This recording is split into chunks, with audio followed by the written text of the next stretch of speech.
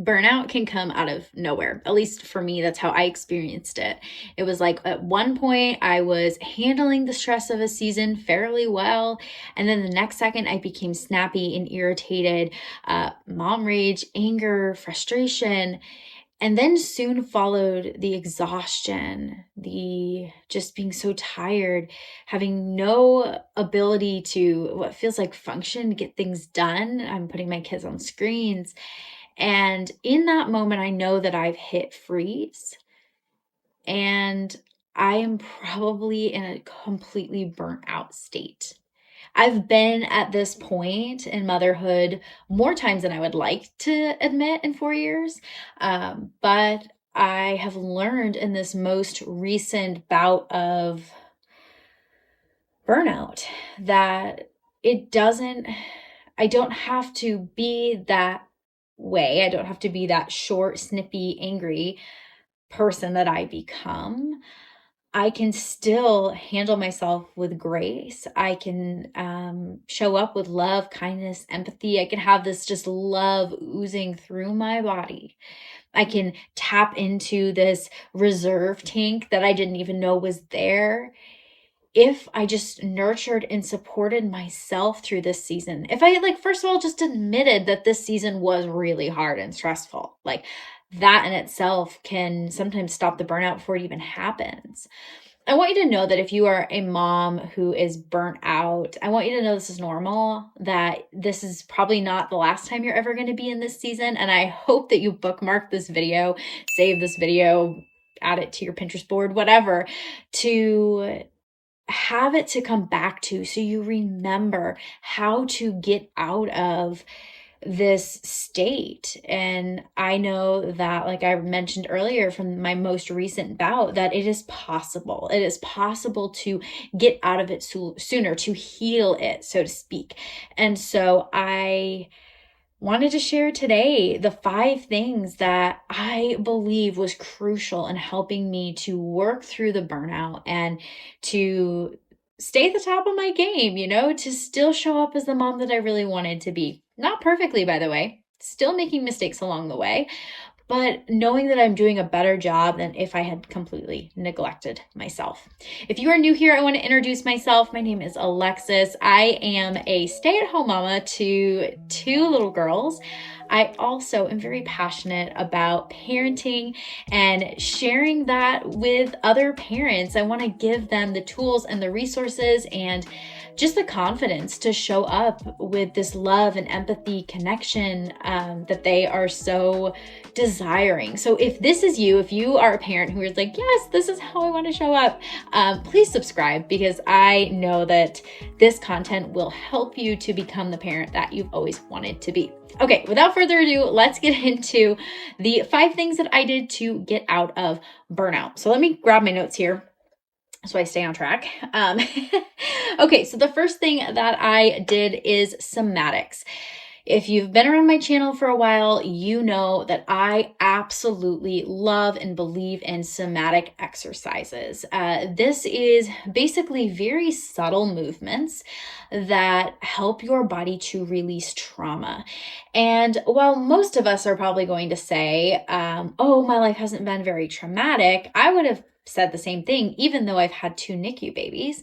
I would even say, my childhood was not that traumatic, nothing really big happened, but our body stores everything, the anger, the frustration, everything that we've suppressed. And so that gets locked into the body, and then it wants to come out. And so often when we start to feel those similar emotions, like say we're feeling really angry with our child for pushing our button for the 5th time today, that same feeling has probably come up at some point in your life. And so if you've not worked through or you've released that anger, it's going to keep coming up. And so in order to resolve it and to help it to move through the body, that's where somatics comes in. I absolutely love the workout, which I bought her courses and then reached out to her to get an affiliate link. So if you are interested, I will link it below so you can take a look at her stuff. But my transformation has been night and day. When I first started doing somatics, I was working on my nervous system. I had even been going to chiropractic care for a very long time. It had been over 1.5 years. So I would say I felt like my nervous system was pretty regulated. But after doing somatics, I've never felt this level of calm. I have never felt just this, like I can take a full deep breath. So I encourage you to look into somatics because that is going to change your life. There are some free videos that you can look at on YouTube, but I encourage you to take the dive. Purchase the courses. They're not that expensive. I mean, you can also do, like, she's got like smaller ones broke up, so you can do smaller ones too. But it was so worth it in my journey. Okay, the second thing that I did was to pair a mundane task with something enjoyable. This could look like anything. So for a while, I really was enjoying like my coffee. And so the mundane task of folding laundry was something that became very daunting to me. It was like laundry would just get piled up. So instead of letting the laundry get piled up, I told myself that I could make myself a cup of coffee when I did my laundry. And it made it easier. It made it better. Another thing that I started doing was when the dishes got to be too much and I was like, I can't keep up with the dishes. I can't do this anymore. I would listen to a podcast that I really like, listening to a YouTube video like this. Find something that really would fill my soul. Maybe listening to worship music, listening to your audio Bible, so many things that you can be doing that just fill your soul, make you feel so good. And so pairing something that is so enjoyable with something that is so mundane really helps to work through that time and still be productive and still get things done. Because as parents, we can't not make dinner. We can't not do the dishes. We can't not do the laundry. Like, our kids wouldn't have, clean clothes, and they wouldn't have, dishes to eat off of, and they wouldn't have food to eat. So it's really important that we do these tasks, but let's make them more enjoyable to kind of trick our brain into being like, this is okay. This is safe. And in those moments, you're probably like, okay, but like my kids, I need to hear, I couldn't put a podcast in. You can just leave it on so everybody can hear. I've done that before, as long as it's not, PG 13, I guess. You have older kids. You don't need it to be something that is covering your ears. You also, maybe at this time, you do put your kiddos on a show. Maybe there is a little bit more screen time during this time to help get yourself out of that.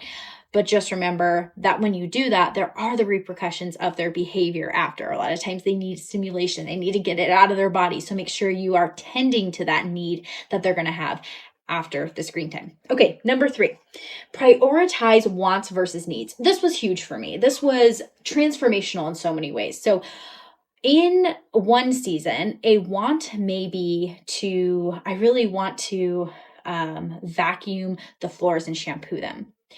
But maybe a need in this season is to shampoo and vacuum this floor because there is a stain so big that if it sets, it's going to be there forever. So I need to shampoo this rug. But rather, in a different season, it's a want just because I want my carpets clean. Does that make sense? And so really evaluating, is this a need or a want? There are so many days for me where taking a walk, getting some form of exercise is truly just a want. I really want to do that. And in other seasons, it's a need. Like, I need to do this for myself, for my mental health. And so for me, that's how somatics kind of came along, was like, okay, in this season, I am so overstimulated. I am so overwhelmed. I'm so worked up. I need calm. So if I need calm, I need to do my somatics. That has to get done, even over the dishes. Crazy, right? Even over folding the laundry. In this season, when I'm really burnt out, we're just going to pick from the clean laundry in the pile. That's just how that's going to happen. Okay. So you get the idea. Really evaluate your needs versus your wants and figure out what in this season is what, and only focus on those needs. Okay. Number 4, let's use disposable everything. Okay. I cloth diaper, love cloth diapering, but in a burnout season, I don't want to do more laundry. Like I said, I can't fold the stuff right now. I can't even think about putting it into a different container. Like, I can't do it right now. So get the things, right? Get the diapers, they're going to be fine. Get the paper plates, it's going to be fine. Get them compostable so they'll decompose, use all the paper towels. Don't use, just the regular towels that you would wash. Like, do what you can to make that season easier. I also will ensure that I am meal prepping a good amount of food for our week. That is something that I'll do during a burnout period. And then I'll also give in our budget a little bit for going out. We might pick up a pizza from Costco, which really isn't that expensive. It's only $10, but still I'm going to add that in because it's one less thing I have to think about, and it helps me to move through the burnout and not have so much on my plate to have to be dealing with. And that's really the idea here, is to make sure that we don't have so much on our plate that we can't tend to everything. And so let's give our brain a rest. Let's give our mind, our body just a rest from doing, and let's just kind of do what needs to get done, and maybe spend a little extra money to get us to that place. I mean, it's cheaper than therapy, guys. So I look at it when, I go to therapy, but there's some weeks where I'm like, I could really use an extra therapy session this week. And instead I'm like, nope, buy the paper plates, just do it, Okay. The very last thing that I do is I incorporate yes days. So let me explain what a yes day is. A yes day is where my kids ask for pretty much anything, not anything, but for the most part, anything. And the answer is yes. This, I feel like, fuels and helps my kids' behavior so much. I mean, I'm talking yes as in like, yes, you can have M&Ms on top of your yogurt this morning at 7:30. Go for it. Yes, just say yes. This helps my mood. It helps their mood. I don't have to worry that there's going to be confrontation that day between things, because if they're asking to go to the park and I just say yes, I know they're going to be happy and I know they're going to be okay. So those days are actually more for my kids, but on the back end, they end up helping me so much because I don't feel like I'm really parenting. I feel like I'm just doing the things. If they ask for 2 movies in a row, yeah, sure, sounds good. I can go get my things done that I want to get done. I can refuel myself. So these yes days, I feel like are key. I imagine them almost like a sick day. On those sick days when our kiddos are really sick, we give them extra love and extra attention. And that's what we're needing, right? We're needing that extra love and attention and to be held.